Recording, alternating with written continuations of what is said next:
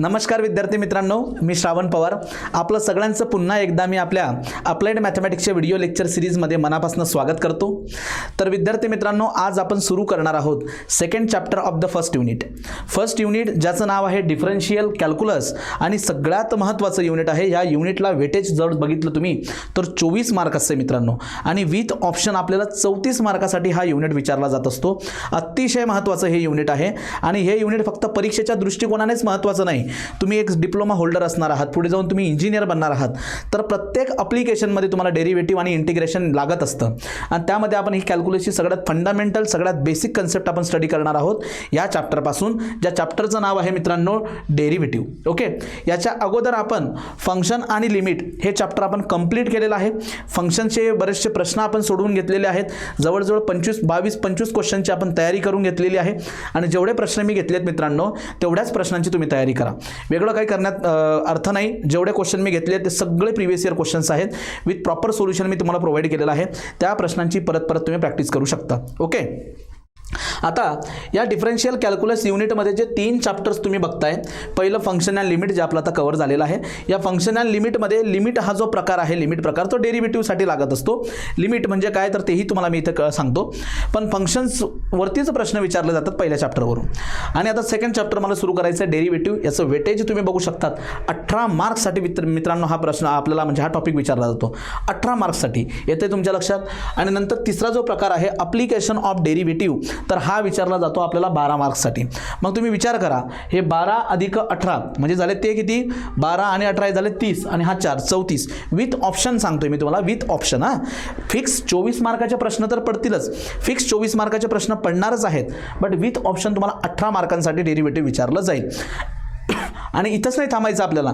तुम्हाला डेरिव्हेटिव्ह जमलं म्हणजे काय की तुम्हाला त्याचं ॲप्लिकेशनसुद्धा पुढे करायचं आहे. सो ॲप्लिकेशन काय आहे डेरिव्हेटिव्हचे, तर तुम्ही बरेचसे न्यूटन्स लॉ तुम्ही स्टडी केला असणार.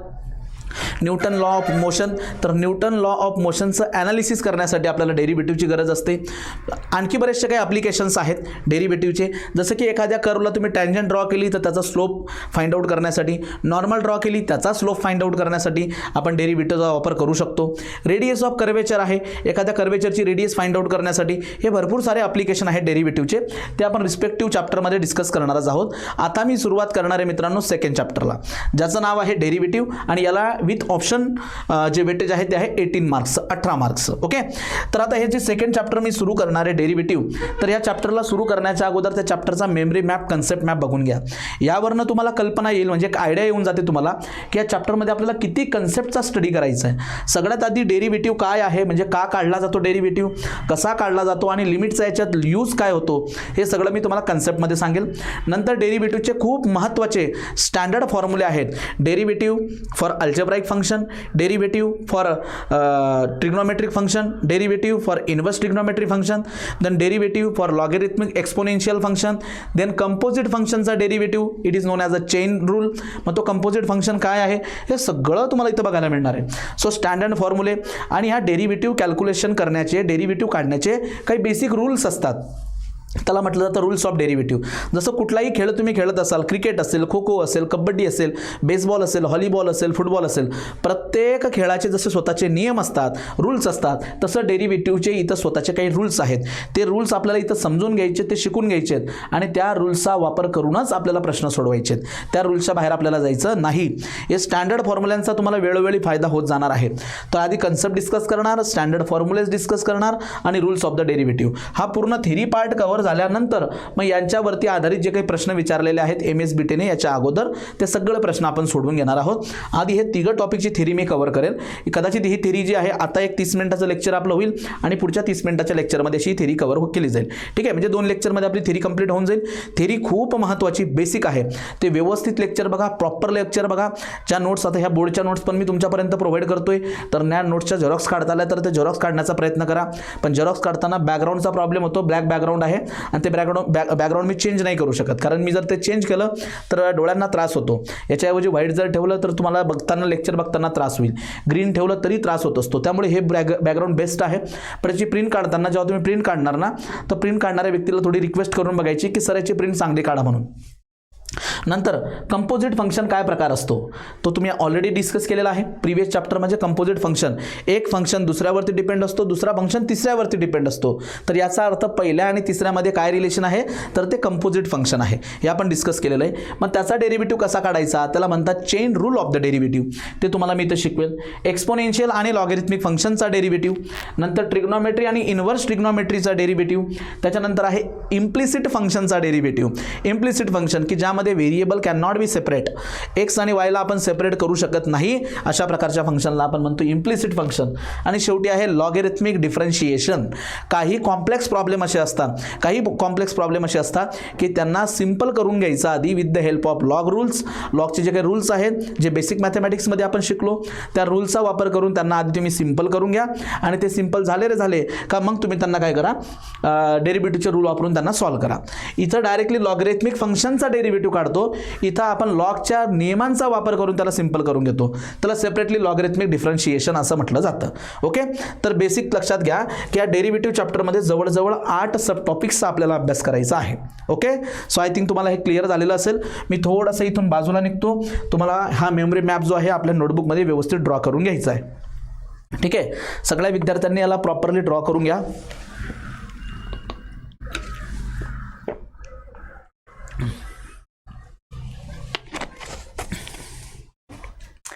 यस व्हिडिओ मस्त पॉज करायचा शांतपैकी सगळं ड्रॉ करून घ्यायचा आणि मग व्हिडिओला प्ले करायचं ओके चला आता मी सुरू करतो कन्सेप्ट ऑफ द डेरिव्हेटिव्ह चला कन्सेप्ट डेरिव्हेटिव्ह का फाइंड आउट केला जातो हा माझा मुख्य प्रश्न आहे डेरिव्हेटिव्ह का फाइंड आउट करतात डेरिव्हेटिव्ह फाइंड आउट करण्यासाठी लिमिटचा वापर काय केला जात असतो हे पण मी तुम्हाला इथं सांगेन ठीक आहे सगळ्यात आधी लिमिट कन्सेप्ट आपण स्टडी करू बघा मित्रांनो लिमिट जे आहे लिमिट फक्त कन्सेप्ट बघा त्या लिमिटच्या आधारावरती प्रश्न तुम्हाला विचारले जात नाही बट तुम्हाला माहिती असावं म्हणून मी तुम्हाला सांगतो की एक्झॅक्टली लिमिट काय असतो मित्रांनो लिमिटची कन्सेप्ट समजून सांगण्याच्या अगोदर मी इथं एक टायटल देतो की लिमिट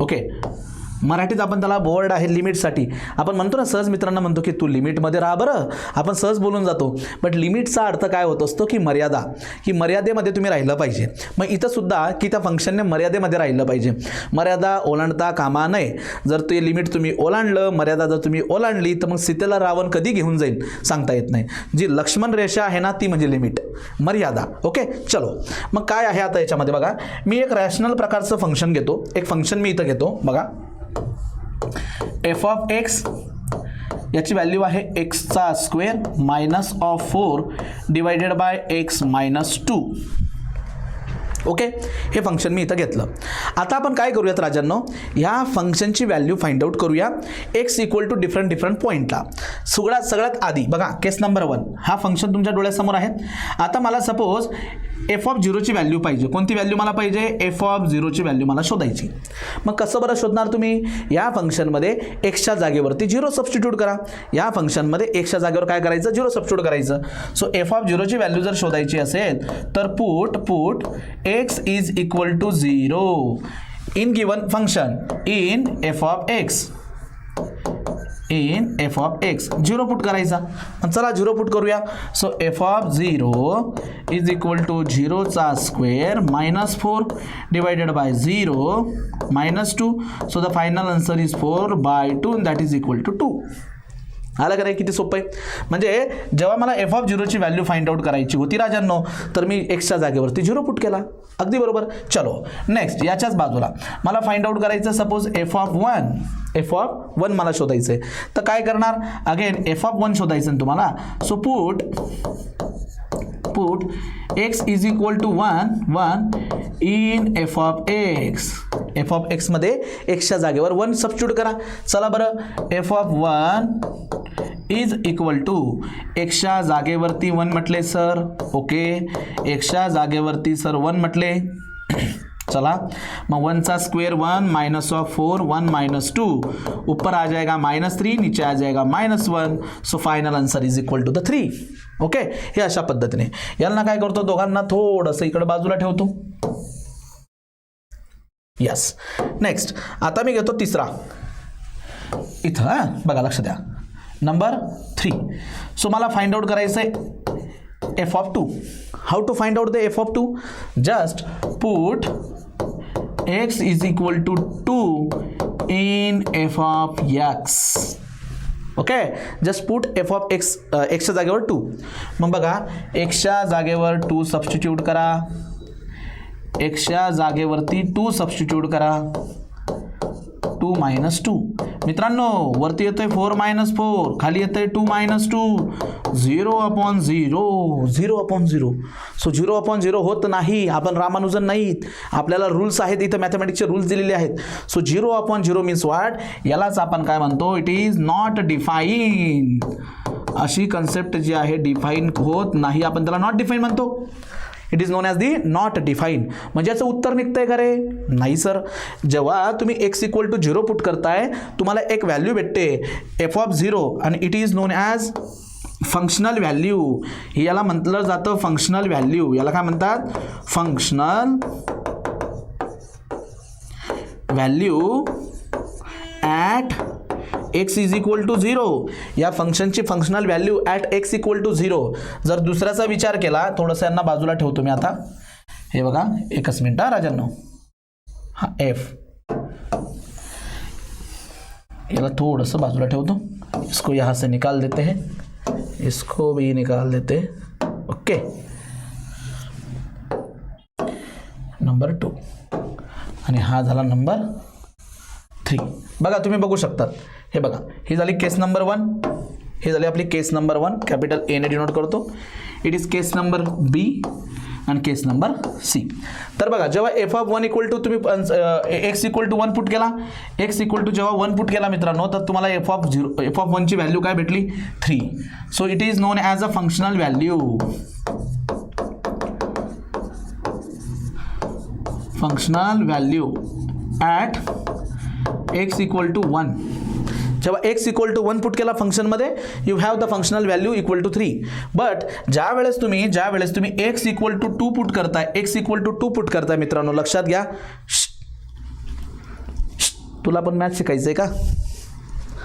बघा, ज्या वेळेस तुम्ही x इक्वल टू 2 सबस्टिट्यूट करतात, तर उत्तर काय येते? Not define. म्हणजे याचा अर्थ या फंक्शनची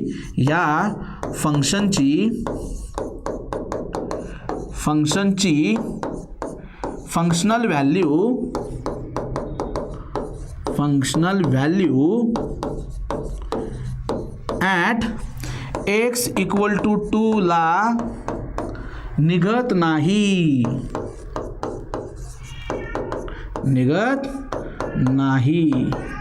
येतं लक्षात? Just 1 minute. याचं काय चाललंय मांजरीचं?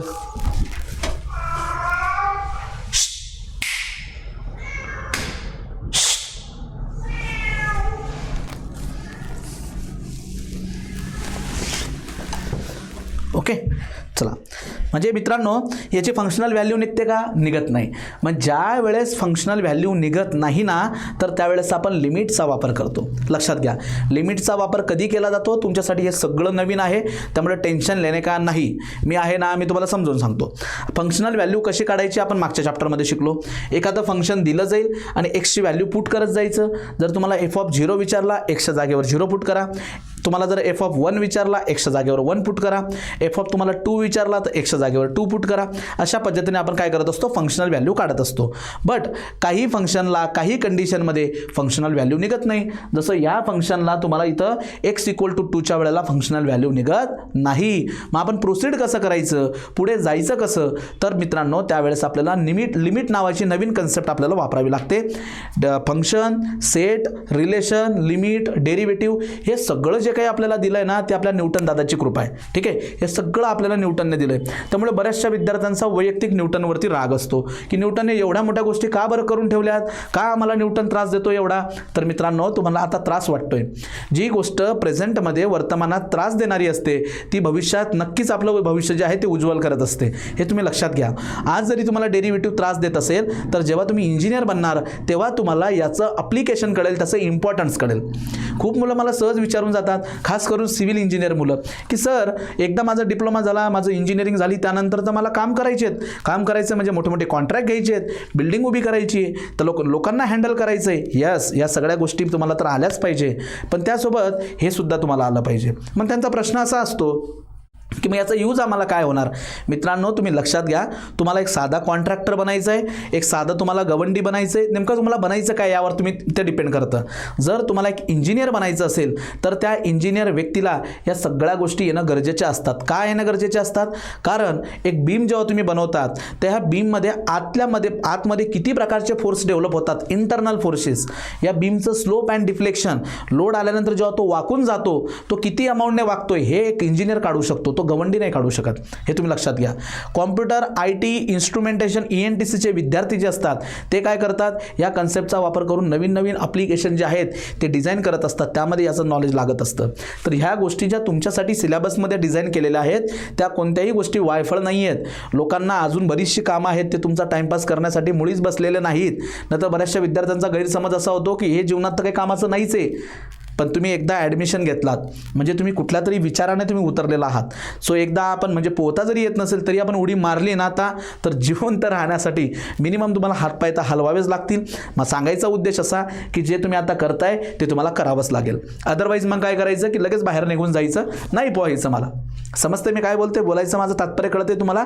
एकदा तुम्ही डिप्लोमा पॉलिटेक्निकला ॲडमिशन घेतली सो पुरी जी जान लगा देंगे, जे काही आहे ते पूर्ण तुम्हाला आता करायचं आहे. ठीक आहे, व्यवस्थित त्याला शिकायचं आहे. बऱ्याचदा असं होतं की जेव्हा नेमका अभ्यासाला बसतो आपण, डोक्यात खूप वेगवेगळे प्लॅन यायला लागतात. अभ्यास सोडून आपल्याला सगळंच आवडायला लागतं. त्याचं कारण आहे, खूप साऱ्या विद्यार्थ्यांना किंवा म्हणजे मॅक्सिमम विद्यार्थ्यांना अभ्यास करणं ही प्रोसिजर जी आहे ती बोरिंग वाटत असते. आणि आहेच असं वाटतं, काय सर त्याच्यात काही वेगळंच नाही आहे. एखादा मूवी बघणं म्हणजे बघा कसं एकदम चलचित्र सगळ्या गोष्टी आपल्यासमोर फिरत असतात. डान्स चालू आहे, फायटिंग चालू आहे, जोक चालू आहेत, डायलॉग चालू आहेत. इथं काही तसं होतच नाही, कारण आपण त्या अभ्यासाच्या पद्धतीने घेत नाही. अभ्यास करताना जे आपले ज्ञानेंद्रिय आहेत, जे 5 अवयव आहेत आपले, त्यांना आपण इन्व्हॉल्वच नाही करत त्याच्यामध्ये. त्यामुळे ती गोष्ट बोरिंग लागते. अभ्यास करायची एक पद्धत असते, सेल्फ स्टडी करायची सुद्धा एक पद्धत असते, लक्षात घ्या. आणि जे तुम्ही शिकला आहात त्या गोष्टींना रिवाईज करायची पण पद्धत असते. कुठल्याही लेक्चर झाल्यानंतर घरी जाणं, दिवसभरात जे शिकला आहात त्यांना एकदा रिवाईज करणं, सरांनी काय शिकवलंय, कोणते प्रॉब्लेम घेतले ते स्वतः सोडवून बघणं.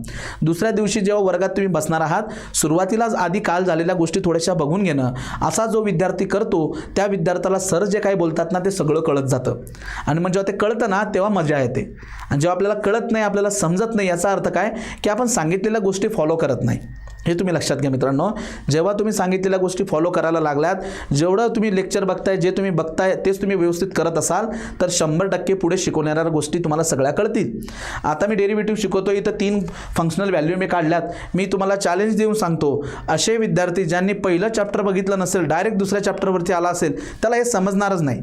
तो लिटरली बाहेर जाऊन असं म्हणायला बसला की सर खूप बोरिंग शिकवतात. असं नसतं ते.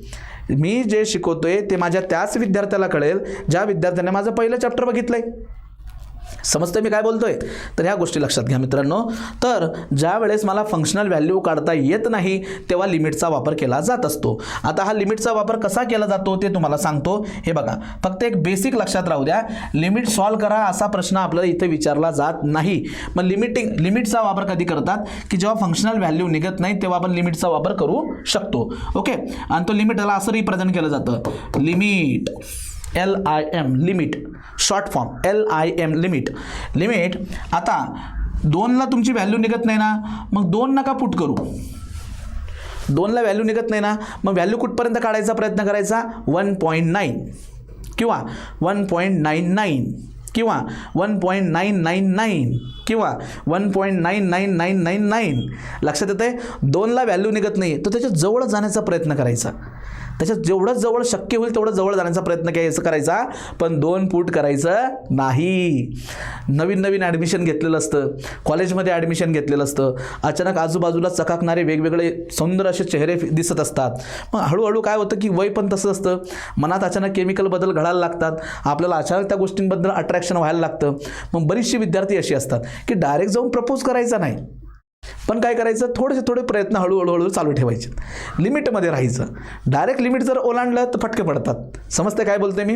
हळूहळू मैत्री वाढवतात काही लोक, खूप स्लो पद्धतीने ते प्रयत्न करत असतात.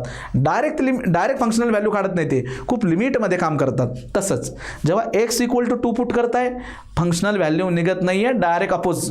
मग त्यावेळेस डायरेक्ट अपोज मिळतोय ना, तर बोलू नका, हळूहळू त्या व्हॅल्यूपर्यंत जाण्याचा प्रयत्न करा.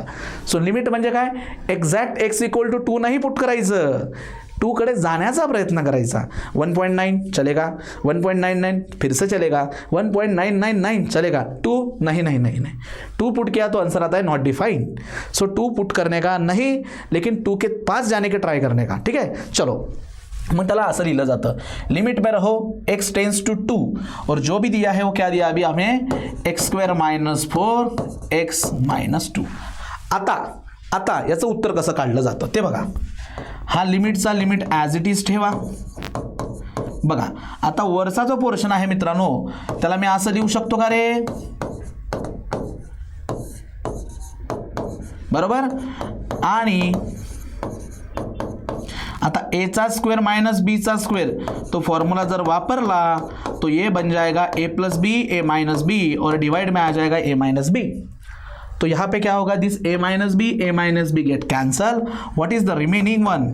So limit x tends to 2, इसे याला रीड करतात x टेंस टू 2, त्याच्याकडे जातो, टेंस टू, इथे लिहून देतो मी, x 2, याचा अर्थ होतो x tends to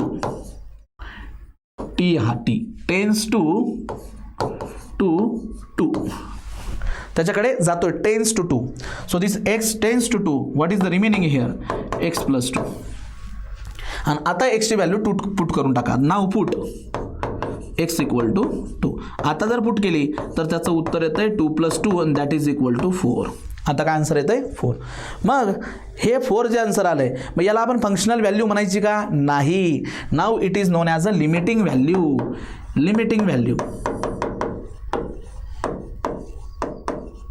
limiting value लक्षात घ्या. जेव्हा फंक्शनल व्हॅल्यू निघत नाही तेव्हा आपण कोणती व्हॅल्यू काढतो? Limiting value. आणि ज्यांची फंक्शनल व्हॅल्यू निघते म्हणजे बघा आता याची फंक्शनल व्हॅल्यू निघाली, याची सुद्धा फंक्शनल व्हॅल्यू निघाली, तर त्यावेळेस मित्रांनो त्या फंक्शनल व्हॅल्यूला लिमिटिंग व्हॅल्यू सुद्धा म्हणतात.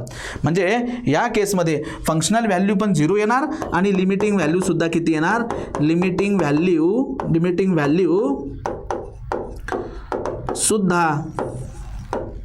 सुद्धा 2च येणार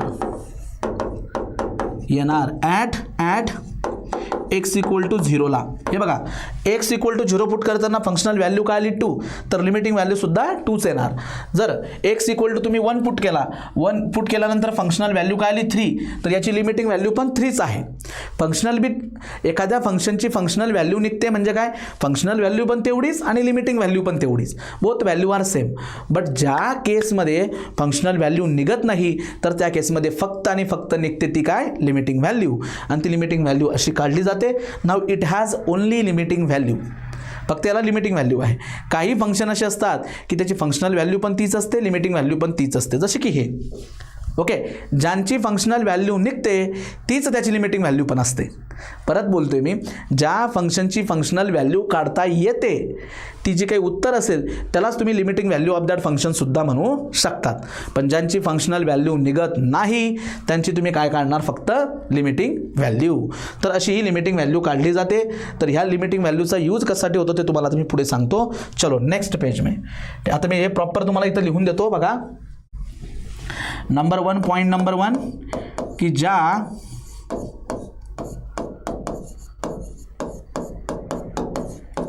फंक्शनची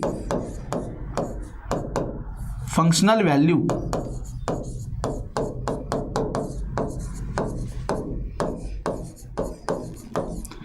निघते,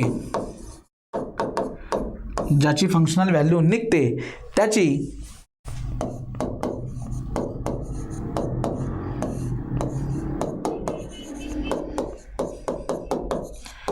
लिमिटिंग व्हॅल्यू आणि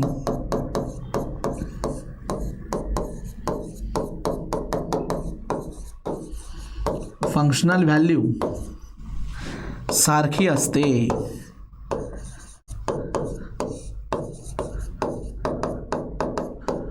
सारखी असते. काय लिहिले बघा, मी लक्षात घ्या. ज्याची फंक्शनल व्हॅल्यू निघते, ओके, त्याची लिमिटिंग व्हॅल्यू आणि फंक्शनल व्हॅल्यू बोथ आर सारखी. ओके, हे मी पर्पजफुली आपल्या मराठी भाषेत तुम्हाला लिहून देतोय. याचं कारण असं की खूप सारे विद्यार्थी मराठी बॅकग्राऊंडमधनं बिलॉंग करतात. ओके, तर त्यांना उगाच आपण मी इथं इंग्रजी वर्ड वापरून त्यांना डिस्टर्ब करणार नाही, कारण मॅथमॅटिक्समध्ये तुम्हाला काही डेफिनेशन वगैरे लिहिण्याची जास्त गरज नसते, फक्त तुम्हाला समजलं पाहिजे. मग ज्याची फंक्शनल व्हॅल्यू निघते त्याची फंक्शनल व्हॅल्यू आणि लिमिटिंग व्हॅल्यू ही सारखीच असते. पण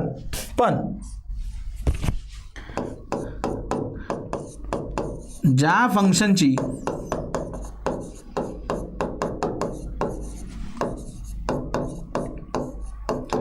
लिमिटिंग व्हॅल्यू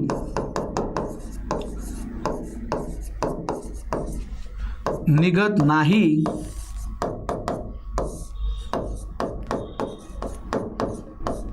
ज्या फंक्शनची फंक्शनल व्हॅल्यू ज्या फंक्शनची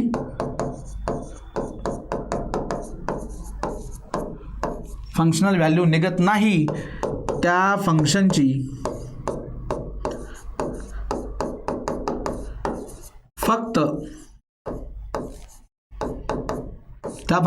फक्त कोणती व्हॅल्यू निघते? फक्त लिमिटिंग व्हॅल्यू निघते.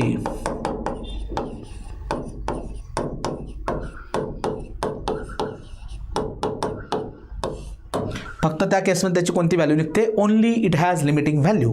समजते? फक्त त्याची लिमिटिंग व्हॅल्यू निघते. एकच व्हॅल्यू, ठीक आहे, एकच व्हॅल्यू निघते. ह्या दोन गोष्टी झाल्या, ह्या दोघं मी तुम्हाला सांगून देतो. आणि आता डेरिव्हेटिव्ह कोणत्या फंक्शनची काढला जातो? डेरिव्हेटिव्हचा अर्थ असा होतो रेट ऑफ चेंज. म्हणजे तुम्हाला सांगतो बघा, एक छोटंसं एक्झाम्पल सांगतो मित्रांनो. मला तुम्ही एक सांगा की आपल्याकडे आहेत पिकं, आपण सगळी शेतकऱ्यांची विद्यार्थी मुलं आहोत. बघा, आपल्याकडे आहेत पिके, ठीक आहे, आपल्याकडे आहेत पिके, क्रॉप्स म्हणजेच काय? पिके. हे आहेत आपल्याकडे पिकं. मग ते पीक ज्वारीचं असेल, बाजरीचं असेल, मक्याचं असेल, गव्हाचं असेल, हरभऱ्याचं असेल, केळीचं असेल, ठीक आहे, कापसाचं असेल, कोणत्याही प्रकारचं पीक आहे सपोज. तर एवढं तर आपल्याला माहिती आहे सगळ्यांना, किंवा भाजीपाला असेल. हे सगळे पिकं जे असतात ते डिपेंड असतात पावसावरती. म्हणजे कशावरती? Rain water. Okay, rain water म्हणजे पावसाचे पाणी. आपल्याकडे लक्षात घ्या, एवढाही पाणी पुरवठा नाही आहे की आपण 12 महिने आपण पुरवू शकतो. आपल्याला खूप सारा वेळ पावसाच्या पाण्यावरती डिपेंड करावं लागतं. हे तुम्हाला सगळ्या विद्यार्थ्यांना माहिती आहे. बघा, लक्षात राहा. म्हणजे जे क्रॉप्स आहेत किंवा जे पिकं आहेत, यांना मी काय म्हणणार? हे झाले डिपेंडंट, हे अवलंबून आहेत. कुणावर अवलंबून आहेत? हे जे आहेत ना मित्रांनो, पिकं किंवा क्रॉप्स जे आहेत, हे आहेत अवलंबून.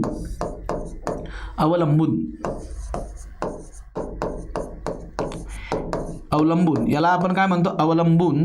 कशावरती? म्हणजे इंग्लिशमध्ये आपण याला म्हणतो डिपेंडंट. क्रॉप्स जो आहे, क्रॉप्सची हाईट म्हणा, हाईट ऑफ द क्रॉप. इथं काय म्हणतो मी? Height of crop.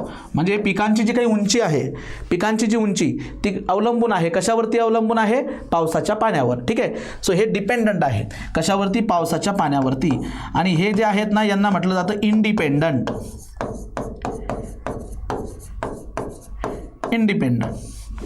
असं होणार आहे का की कापूस वाढला किंवा एखादं पीक वाढलं मगच पाऊस पडेल? असं होईल का?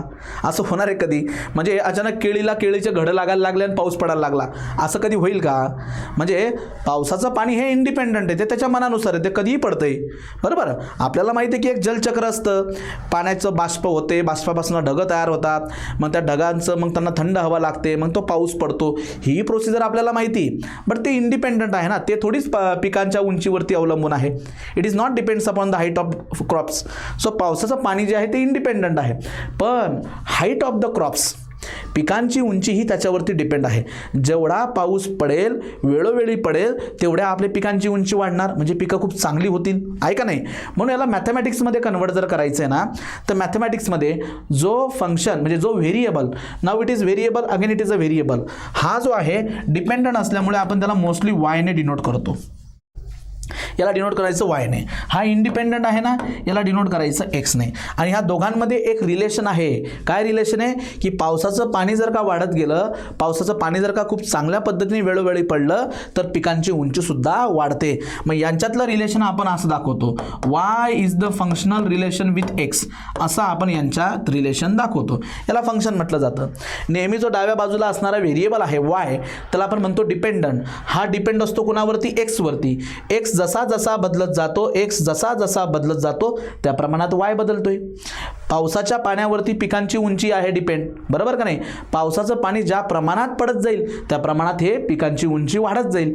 पण आपण ॲज अन इंजिनियर आपल्याला हे शोधायचं आहे की किती पाऊस पडल्यानंतर किती उंची वाढेल. कळतं मी काय बोलतोय? म्हणजे सर पावसाचं पाणी पडतंय आणि उंची वाढते, याला काय अर्थ आहे?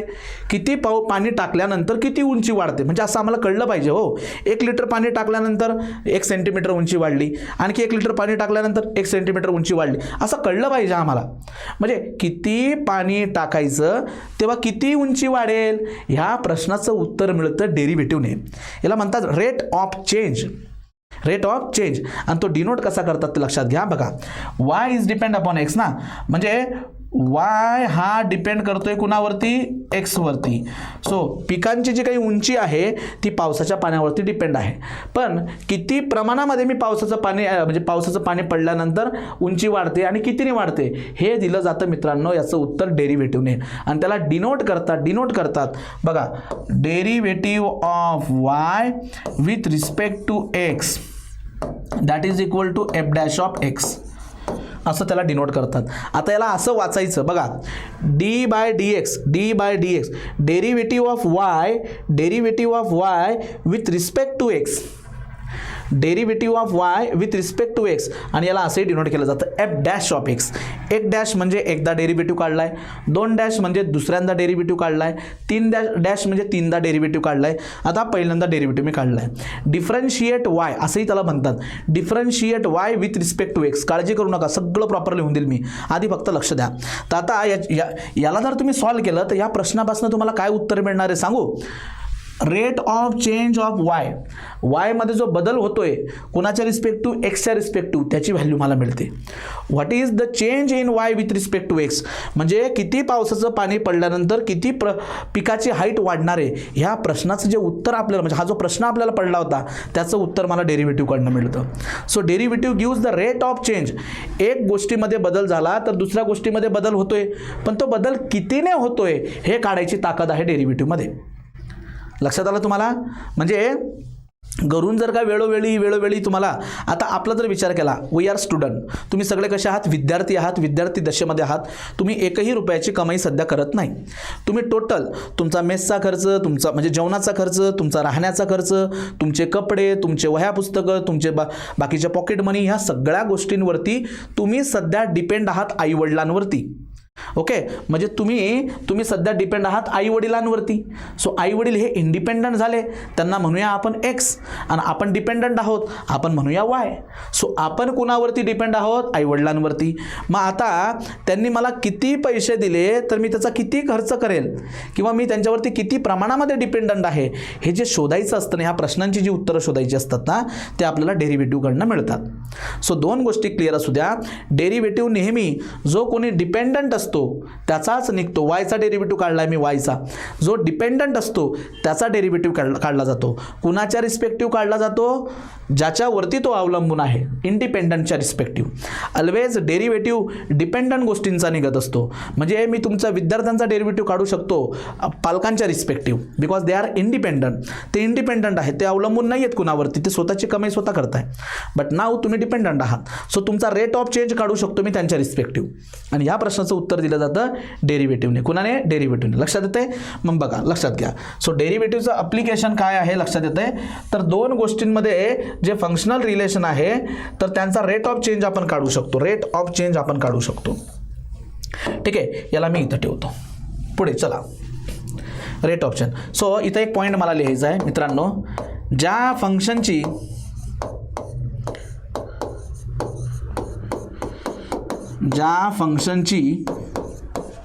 फंक्शनल व्हॅल्यू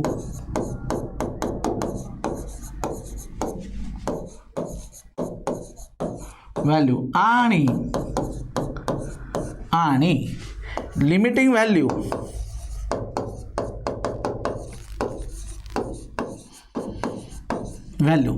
सारखी असते,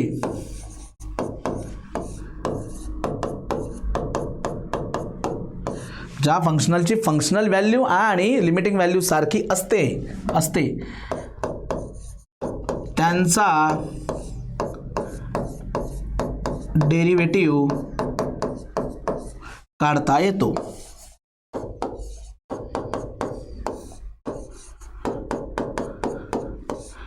येतं लक्षात काय म्हणतोय मी? ज्या फंक्शनची फंक्शनल व्हॅल्यू आणि लिमिटिंग व्हॅल्यू सारखी असते, त्यांचाच डेरिव्हेटिव्ह काढता येतो. हे लक्षात घ्या, त्यांचा काय काढता येतो? डेरिव्हेटिव्ह काढता येतो. म्हणजे केस नंबर वन म्हणजे मी त्याला आता मॅथमॅटिकली जर लिहायचं ठरवलं तर मी असं लिहू शकतो. Suppose y is equal to f of x नावाचं हे एक फंक्शन आहे. ओके, हे फंक्शन आहे. आता आम्ही याची फंक्शनल व्हॅल्यू काढतो. फंक्शनल व्हॅल्यू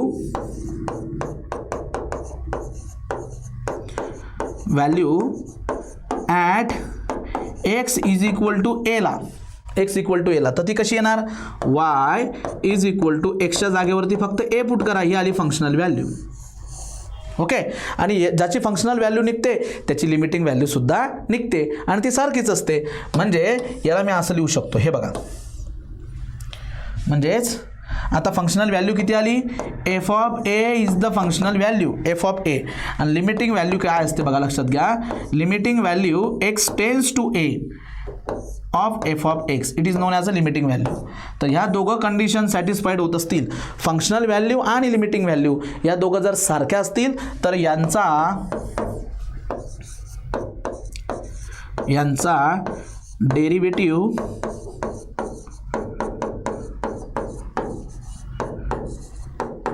काढता येतो.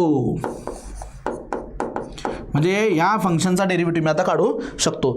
ज्याची फंक्शनल व्हॅल्यू आणि ज्याची लिमिटिंग व्हॅल्यू सारखी आहे त्यांचा डेरिव्हेटिव्ह काढता येतो. ठीक आहे, तर तुम्ही हे जे पॉईंट लिहून दिलेत ना मी इकडचे, हे पॉईंट तुम्ही नोट डाऊन करू शकतात. तुम्ही हे सगळे पॉईंट काय करू शकतात मित्रांनो, नोट डाऊन करा. आणि नेक्स्ट पेजवरती मग मी तुम्हाला डेरिव्हेटिव्हबद्दल आणखी सांगतो थोडं डिटेलमध्ये. हे सगळं लिहून घ्या. हा एक व्हिडिओ थेरी लेक्चर थोडंसं लेंदी होऊ शकतं. एक कंप्लीट तासाचं लेक्चर आपण घेऊयात, काही हरकत नाही. पण प्रॉब्लेमचे लेक्चर आपले छोटे छोटे मस्त 30-30 मिनिटाचे होतील. थेरी लेक्चर जे असतील ना ते आपण कंटिन्यूमध्ये बघून काढूया. ठीक आहे, लिहून घ्या हे सगळं.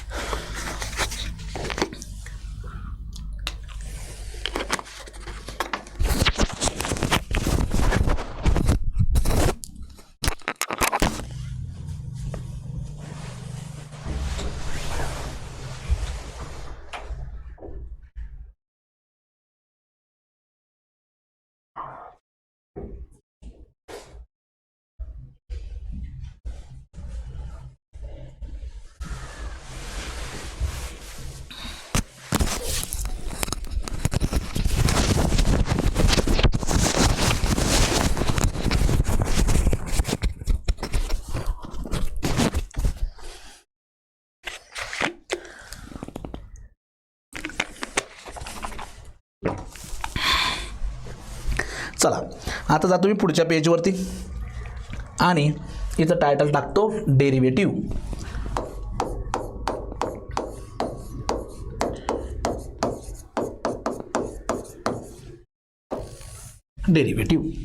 मग आता एक गोष्ट क्लिअर झाली का तुम्हाला की if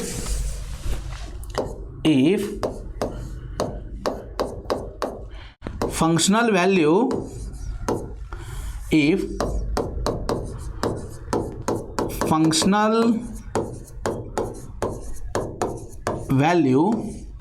of f of x at x is equal to a पॉइंटला काढली तुम्ही and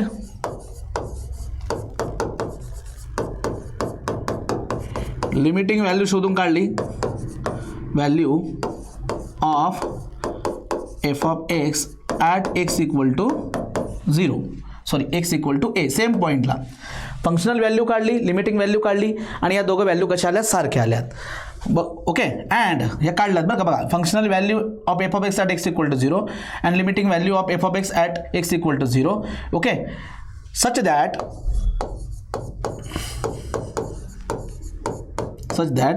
फंक्शनल व्हॅल्यू जी आलेली आहे F of A is equal to limiting value जी आलेली आहे when X tends to A of F of X, या दोघा आल्या सपोज सच दॅट 0 आल्या त्या सॉरी इक्वल आल्यात, equal if they are equal, जर ह्या व्हॅल्यू दोघांच्या दोघं व्हॅल्यू जर इक्वल आलेल्या असतील देन वाय, आता डेरिव्हेटिव्ह काढू शकतो मी, देन डेरिव्हेटिव्ह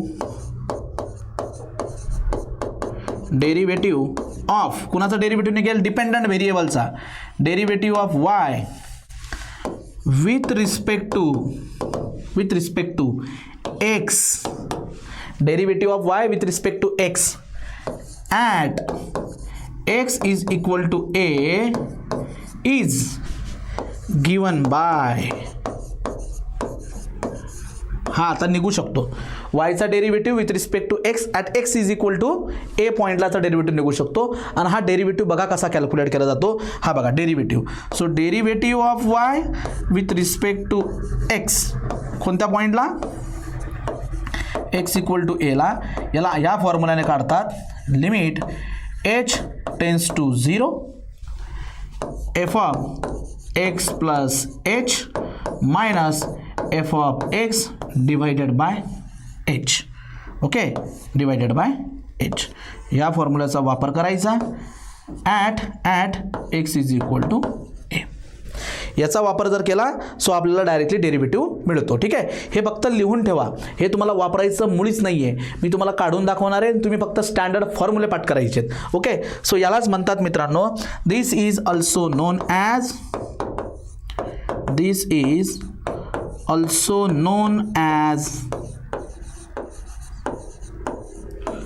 फर्स्ट प्रिन्सिपल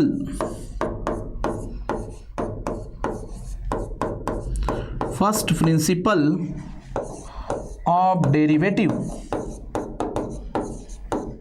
यालाच काय म्हणतात, first principle of derivative. Derivative या प्रकारे काढला जातो, या फॉर्म्युल्याचा वापर करून काढला जातो. आता बघा याला कसं रीड करतात, बघा dy बाय dx, यालाच मित्रांनो यालाच एफ डॅश ऑफ एक्स असंही डिनोट करतात. आणि रीड कसं करतात याला बघा, डेरिव्हेटिव्ह ऑफ वाय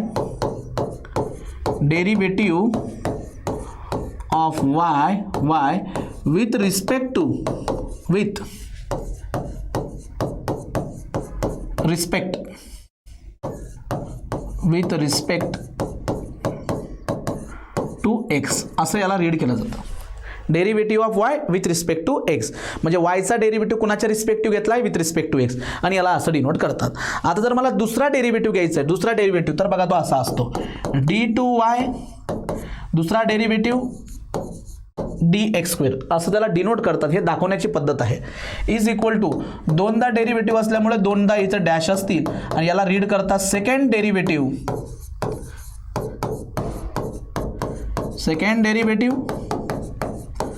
ऑफ कोणाचा डेरिव्हेटिव्ह काढतोय, वायचा विथ रिस्पेक्ट टू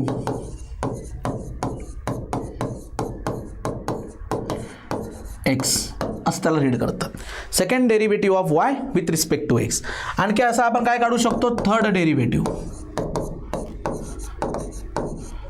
आणि इथं किती डॅश असतील, 1 2 3 डॅश. सो थर्ड डेरिव्हेटिव्ह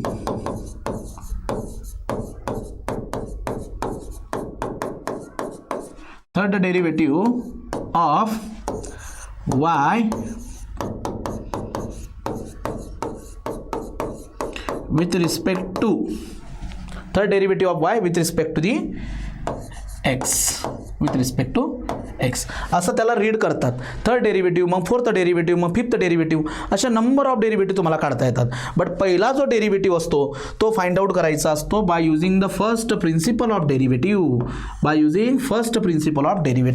या फर्स्ट प्रिन्सिपलचा वापर करून म्हणजे या फॉर्म्युल्याचा वापर करून तुम्हाला सुरुवातीचे डेरिव्हेटिव्ह काढावे लागतात, जे स्टँडर्ड फंक्शन्स आहे, जसं अल्जेब्राइक फंक्शन, त्यानंतर trigonometry function, inverse function, logarithmic function, हे जे स्टँडर्ड फंक्शन्स आहेत ना, तर यांचा जो स्टँडर्ड फॉर्म्युलेत किंवा स्टँडर्ड डेरिव्हेटिव्ह आहेत ते आपण ह्या फॉर्म्युल्यांचा वापर करून काढत असतो. ठीक आहे, मी एकदा या सविस्तरपणे सगळ्या गोष्टी तुमच्या सोबत परत एकदा रिकॉल करतो. मी कन्सेप्टला सुरुवात केलेली आहे. मध्ये मी तुम्हाला लिमिट काय प्रकार असतो ते तुम्हाला सांगितलं. काही फंक्शन असे असतात की त्यांची सहज फंक्शनल व्हॅल्यू निघून जाते. जर फंक्शनल व्हॅल्यू निघत असेल तर काही टेन्शन नाही, जी फंक्शनल व्हॅल्यू येते तीच त्याची लिमिटिंग व्हॅल्यूसुद्धा असते. बट त्याच फंक्शनसाठी कुठल्या तरी एका पॉईंटला, जसं की आता इथे x = 2 आला, so x = me a consider करतो, इथं जो 2 आहे, तर त्या पॉईंटला जर सपोज फंक्शनल व्हॅल्यू निघाली नाही तर आपण त्याची फाइंड आउट करत असतो लिमिटिंग व्हॅल्यू. मग ती लिमिटिंग व्हॅल्यू मी इथं फाइंड आउट केली. ठीक आहे. आता राहिला प्रश्न, काही विद्यार्थी म्हणतील की सर मग आम्हाला लिमिटिंग व्हॅल्यू सगळ्याच गोष्टींच्या शिकवाना. त्याची गरजच नाही, कारण लिमिटिंग व्हॅल्यूचा एकही प्रश्न तुम्हाला विचारला जात नाही. बट मी तुम्हाला एक कन्सेप्ट सांगतोय की ज्याची फंक्शनल व्हॅल्यू निघत नाही त्याची लिमिटिंग व्हॅल्यू काढावी लागते, आणि ज्याची फंक्शनल व्हॅल्यू निघते त्याची तीच लिमिटिंग व्हॅल्यू असते. मग पुढे मी तुम्हाला इथं ते सविस्तरपणे लिहून दिलं की ज्या फंक्शनची फंक्शनल व्हॅल्यू निघते आणि लिमिटिंग व्हॅल्यू ज्याची फंक्शनल व्हॅल्यू निघते त्याची लिमिटिंग व्हॅल्यू आणि फंक्शनल व्हॅल्यू सारखीच असते. ज्याची फंक्शनल व्हॅल्यू निघत नाही त्याची सेपरेट फक्त आपल्याला लिमिटिंग व्हॅल्यू काढावी लागते. पण डेरिव्हेटिव्ह कधी घ्यायचा असतो आपल्याला? जेव्हा फंक्शनल व्हॅल्यू निघाली, लिमिटिंग व्हॅल्यू निघाली आणि त्या दोघांच्या दोघं इक्वल आहेत. मॅथमॅटिकली त्याला असं दाखवतात, मॅथमॅटिकली त्याला सारखीच आहे बघा, असं दाखवतात.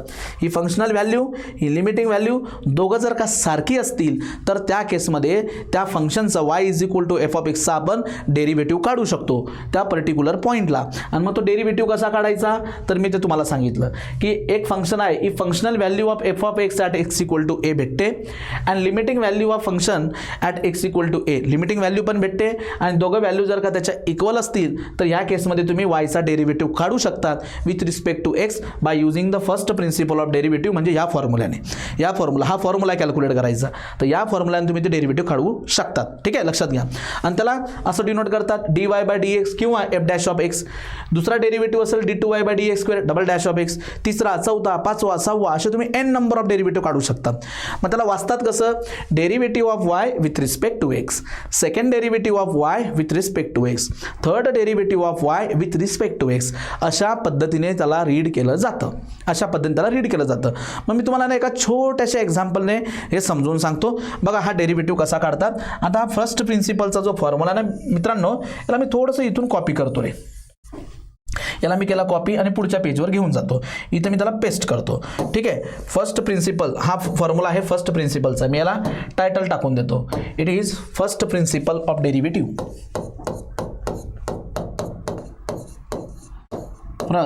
फर्स्ट प्रिन्सिपल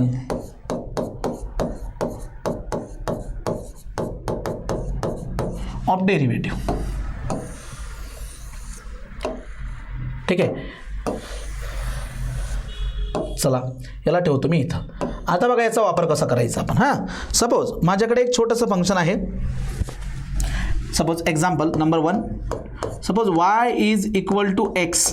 एक छोटंसं फंक्शन आहे, y = x. आता मला याचा डेरिव्हेटिव्ह काढायचं. What is the rate of change? Derivative काढायचं आहे मला याचा. बघा y = x, याचा मला डेरिव्हेटिव्ह काढायचं आहे. फॉर्म्युला तुमच्या डोळ्यासमोर आहे. So derivative of y,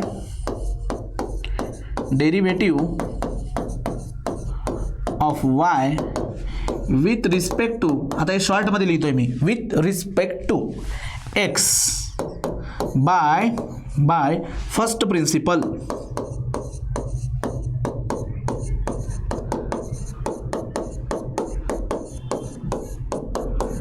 first principle of derivative. By first principle of derivative कसा काढणार बघा. dy/dx, यालाच तुम्ही डिनोट करू शकतात f'(x) असं डिनोट करू शकतात. आणि फॉर्म्युला काय आहे? Limit h tends to 0 f(x + h minus f(x) divided by h. हा फॉर्म्युला आहे मित्रांनो. हा काय दिलाय मला? y = x. याचाच अर्थ काय? It is f(x) = x. हे तुम्हाला आता माहिती आहे बरोबर का नाही? y म्हणजेच काय? f(x). y म्हणजेच काय? f(x). तर f(x) = आपल्याला x दिलेला आहे बघा, लक्षात घ्या सगळ्यांनी. तर लिमिट h टेन्स टू 0 याला मी ॲज इट इज ठेवतो. मला फाइंड आउट करायचं f(x + h). F of X plus H. तर कसं फाइंड आउट करणार, इथं एक्सच्या जागेवरती काय पुट करावं लागेल, एक्स प्लस एच. मग इथं जर का तुम्ही एक्स प्लस एच पुट करताय तर इकडे पण काय पुट करावं लागेल, एक्स प्लस एच. मग मी इथं काय पुट करणार, एक्स प्लस एच, ही अशी व्हॅल्यू येणार त्याची. फंक्शनमध्ये एक्सच्या जागेवर एक्स प्लस एच जर इथं पुट केलं तर इकडे पण एक्स प्लस एच, आणि ते एक्स प्लस एच ही व्हॅल्यू आली. मायनस एफ ऑफ एक्सची व्हॅल्यू काय आहे, एक्स डिवायडेड बाय एच. आता पुढे चला. So dy by dx is equal to चलो इधर आ जाओ. Limit h tends to zero x plus H minus x divided by H. मित्रांनो एक्स गेट कॅन्सल, म्हणजे कॅन्सल, आणि इथं काय उरतंय बघा, लक्षात घ्या. Limit h tends to zero h upon h that is equal to 1. So याचं बघा इथं कुठे एच राहिलाच नाही, तर एचची व्हॅल्यू 0 आपण पुट करू शकत नाही. याचं उत्तर डायरेक्ट काय आलं, 1. सो डेरिव्हेटिव्ह काय आला रे, dy बाय dx, डेरिव्हेटिव्ह काय आला 1. म्हणजे f of x is equal to x, y is equal to x, त्याचा डेरिव्हेटिव्ह काय आला 1. So by using which principle, the principle of first principle of derivative, याला म्हणतात फर्स्ट प्रिन्सिपल ऑफ डेरिव्हेटिव्हचा वापर करून. आता नेहमी लक्षात ठेवायचं, एक्सचा derivative with respect to x काय आलाय 1. एक्सचा derivative with respect to x. तुम्ही म्हणाल सर एक्सचा डेरिव्हेटिव्ह कसा, या वायची व्हॅल्यू काय आहे प्रश्नामध्ये, वायची व्हॅल्यू आहे एक्स, म्हणजे ज्याला आपण असं लिहू शकतो, देअरफॉर एक्सचा derivative with respect to X, the answer is 1. एक्सचा derivative with respect to X, answer काय आलं 1. By using the first principle of derivative. समजते, by using the first principle of derivative याला असं फाइंड आउट करतात. आता पुढे जातो, थोडंसं आणखी एक एक्झाम्पल घेतो तुम्हाला समजवण्यासाठी, नंतर मग फर्स्ट प्रिन्सिपलचा जो आहे पार्ट तो मी इथं थांबवून देईल. फर्स्ट प्रिन्सिपलने तुम्ही काढायची गरज नाही, डायरेक्ट जो रिझल्ट येणार आहे त्या रिझल्टचं मस्त एक टेबल तुम्हाला बनवून देईल मी, स्टँडर्ड फॉर्म्युले, जे तुम्हाला सगळ्या विद्यार्थ्यांना ते लक्षात ठेवायचे आहेत, कारण स्टँडर्ड फॉर्म्युलेच आपले कामाचे असणार आहेत, हे तुम्ही लक्षात घ्या. चलो नेक्स्ट पेज वरती. हां, आता सपोज मी दुसरा फंक्शन घेतो, example number 2. Suppose F of x is equal to sine X. बघा रे, F of x is equal to आता आहे साइन एक्स, आणि मला आता याचा डेरिव्हेटिव्ह काढायचा आहे. What is the derivative of F of x. मग बघा मी काय करणार, यालाच आपण असं काय लिहू शकतो ना, म्हणजे जसं आता बघा डेरिव्हेटिव्ह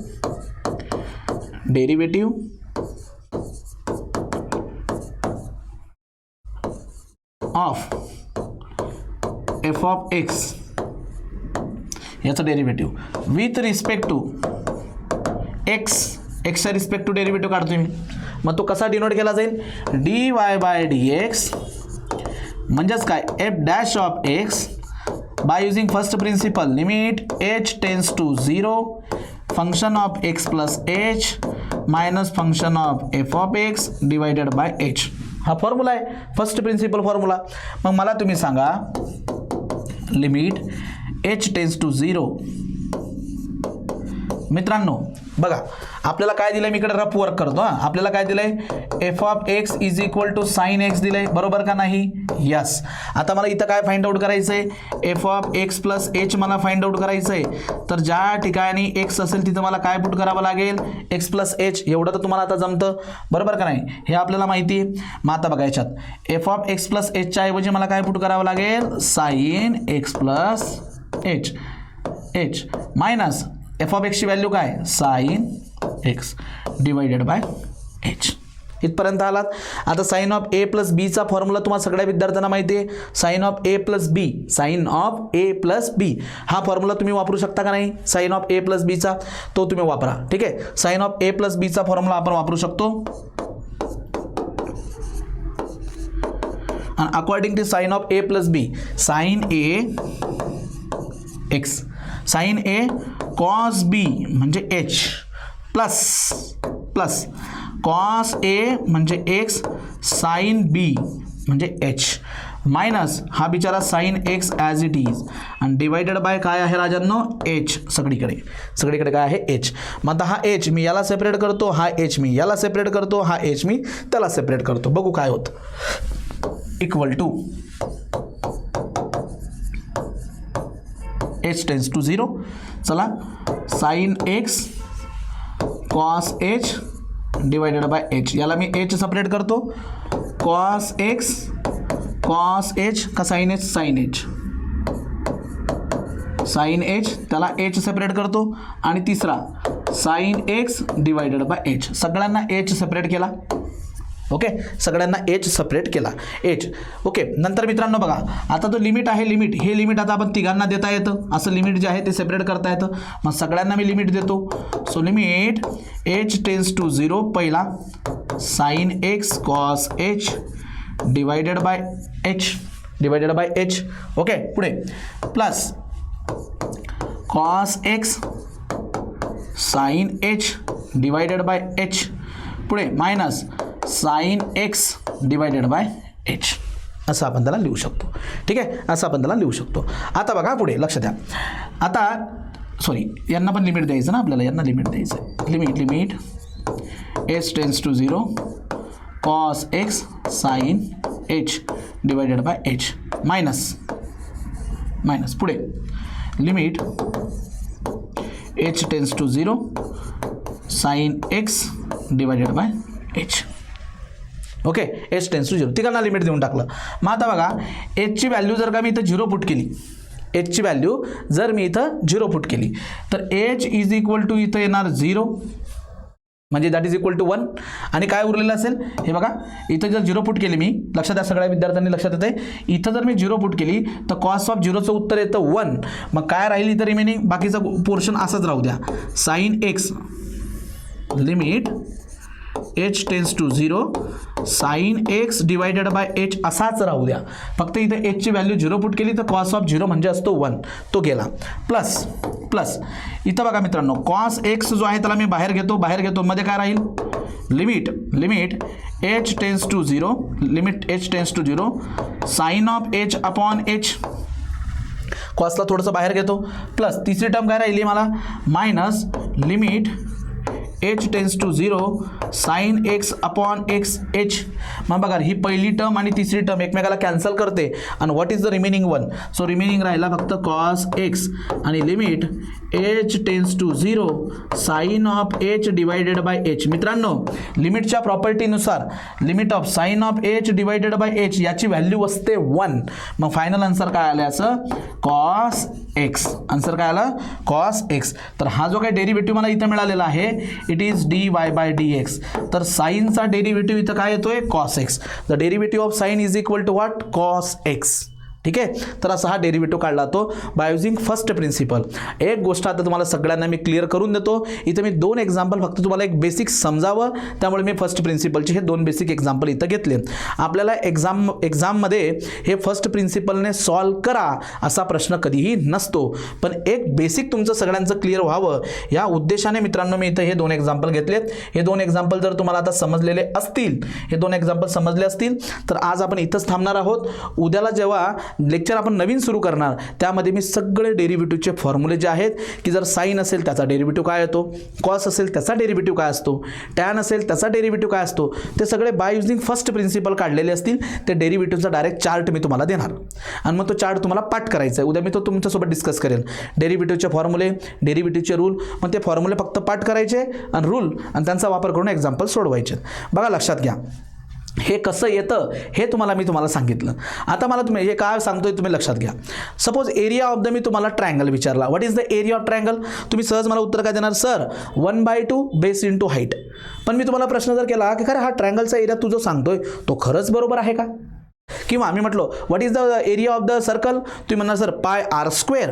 बट राजांनो, पाय आर स्क्वेअर जो सर्कलचा एरिया तुम्ही मला म्हटलात तो खरंच बरोबर आहे का. मग त्याचं कुठेतरी प्रूफ असेल का नाही, आणि ते प्रूफ लपलेलं असतं नेहमी फर्स्ट प्रिन्सिपलमध्ये. ते काय असतं, फर्स्ट प्रिन्सिपलमध्ये ते प्रूफ आपण नेहमी लक्षात ठेवत नाही, पण तो फॉर्म्युला त्याच्यापासून जो बनलेला आहे तो आपण नेहमी लक्षात ठेवतो. म्हणून आता मी 2 छोटे एक्झाम्पल घेतले. एक एक्झाम्पल घेतलं मी, एक्स घेतला, एक्स आणि एक्सचा डेरिव्हेटिव्ह तुम्हाला काढून दाखवला by using first principle, that is equal to 1. आणि इथं मी घेतला साइन एक्स आणि साइन एक्सचा by using first principle derivative काढून दाखवला, तो आला कॉस एक्स. इथं मला काही लिमिटचे रूल्स पण वापरावे लागले. ते रूल्स जे मी इथं वापरलेत ते रूल्स तुम्हाला मी उद्याला जेव्हा डेरिव्हेटिव्हचे सगळे फॉर्म्युले लिहून देईल तेव्हा लिमिटचे काही रूल्स पण लिहून देईल. ते रूल्स तुम्ही फक्त लक्षात ठेवायचे, ॲज इट इज पाठ करायचं. फ्युचरमध्ये कधी जर त्याची गरज लागली तर ते तुम्हाला कामात येतील. सो आता आपण इथं थांबूया. आजच्या लेक्चरमध्ये आपण आजच्या ह्या लेक्चरमध्ये आपण लिमिटची कन्सेप्ट बघितली, फंक्शनल व्हॅल्यू काय असते, लिमिटिंग व्हॅल्यू काय असते ते बघितलं. जर दोघं व्हॅल्यू एकच असल्या तर त्याचा आपण डेरिव्हेटिव्ह काढू शकतो. डेरिव्हेटिव्हमुळे आपल्याला एक फंक्शन दुसऱ्यावरती डिपेंड असतो की नाही, तो किती नेमका डिपेंड आहे त्याच्या व्हॅल्यूचं प्रश्नाचं उत्तर आपल्याला मिळतं, ते आपण इथं बघितलं. आणि फर्स्ट प्रिन्सिपलचा वापर करून एक दोन फंक्शन घेतले मी छोटे, y = x आणि y = sin x, आणि त्याचा डेरिव्हेटिव्ह तुम्हाला काढून दाखवला. y = x म्हणजे काय, x चा डेरिव्हेटिव्ह आला 1 आणि y = sin x म्हणजे sin चा डेरिव्हेटिव्ह आला cos. हे तुम्हाला मी काढून दाखवलंय. ओके, सो आता आपण इथं थांबणार आहोत. या लेक्चरमध्ये काही अडचणी तुम्हाला आल्यात तर तुम्ही मला बिंदास विचारू शकतात. हे डेरिवेशन समजायला काही अडचण आली तर टेंशन लेने का नाही, वो डेरिवेशन हमें लिखने का नहीं है, ते आपल्या पेपरात लिहायचं नाही आहे. सो यांच्यापासून बनलेला जो आउटपुट आहे डायरेक्टली फॉर्म्युला, तो आपल्याला मात्र लक्षात ठेवायचा आहे, जो आपण नेक्स्ट व्हिडिओ लेक्चरमध्ये डिस्कस करणार आहोत. तर हे होतं आपलं basic lecture on derivative. What is the derivative, what is functional value आणि what is limiting value. Okay, so I hope तुम्हाला सगळं कळलेलं असेल. भेटूया नेक्स्ट व्हिडिओ लेक्चरमध्ये आणि आणखी खूप चांगल्या गोष्टी आपण याच्या डिस्कस करणार आहोत. काही डाऊट असेल तर तुम्ही तुम्हाला विचारू शकतात. Thank you so much. बाय.